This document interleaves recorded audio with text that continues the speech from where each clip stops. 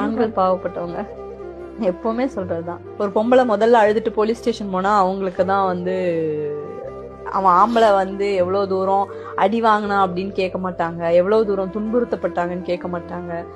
ஆண்கள் குரலை கேட்பதற்கான சமூகம் இது இல்ல, கேட்கறது இல்ல.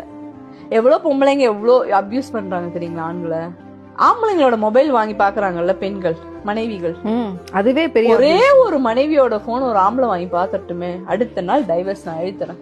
எப்படி நீ போனை பாக்கலாம், என்ன வேணாலும் என்ன பண்ணிக்கலாம், நீ எங்க போறேன்னு கேட்கலாம், என்ன பண்ணலான்னு கேட்கலாம், நீ சினிமாக்கு போக, நான் போகலைன்னா என்ன இஷ்டம் இருந்தா நான் கிளம்புறேன், அவ்வளவுதான். ஆண்கள் உண்மையிலே பாவமானவங்க தான்.